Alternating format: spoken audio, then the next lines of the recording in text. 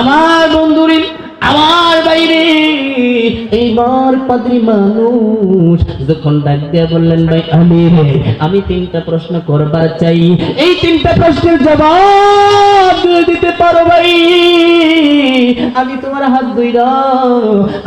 হাত ধইরা মুসলমান হয়ে যাব। এইবার বন্ধুগণ, এইবার যখন প্রথম নাম্বার প্রশ্ন সংক্ষেপে বলে দিতেছি আমার বন্ধুরে, এইবার যখন এক নাম্বার প্রশ্ন বললেন, ও ভাই আলী বলো না আমার আপনার নবী বিশ্ব নবী রহমাতুল লিল আলামিন দু জাহানের সরকার নবীর চেহারা মুবারক কেমন ছিল? আল্লাহু আকবার বলেন।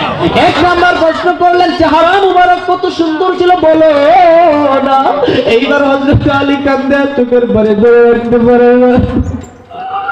আমার বন্ধুগণ, এইবার পাদ্রীরা ডাক দিয়ে বলে, ভাই পাদ্রী শোনো, কি বলবো। একদিন আম্মা জান আয়েশা রাদিয়াল্লাহু তাআলা আনহা একদিন রাতের বেলা কাপড় বা খোতা সেলাই করতেছে।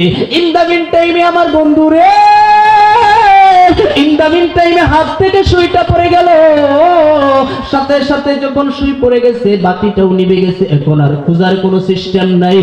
বন্ধু, এখন হযরত আম্মা জান আয়েশা রাদিয়াল্লাহু তাআলা আনহা মনে মনে চিন্তা করলেন, আমার বিশ্ব নবী রহমতের নবী কখন আসবে আমার ঘরে, আর ওনার নূরানী চেহারাতে আমার অন্ধকার ঘর আলোকিত হয়ে যাবে।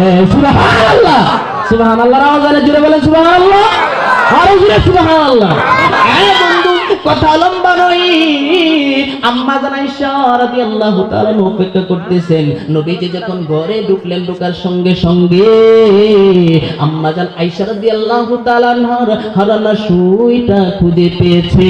সুবহানাল্লাহ, সঙ্গে সঙ্গে পড়া আলহামদুলিল্লাহ। এখন কেন তুমি আলহামদুলিল্লাহ এত জোরে পড়লা? সঙ্গে বলি, হযরত আম্মা সাহেব বলে, নবী গো, আমি দুনিয়ার মানুষকে জানাতে দিতে চাই, দুনিয়ার সূর্য ওঠে পশ্চিম দিকে সকাল বেলা, আর আমি আয়েশার ঘরে সূর্য ওঠে রাতের গভীরে। নবী মুহাম্মদুর রাসূলুল্লাহ নামক সূর্য। আল্লাহু আকবার। এইবার আলী বলেন, ও ভাই রে, আমার নবী কত সুন্দর ছিল বুঝতে পেরেছে। এক নাম্বার প্রশ্ন। এবার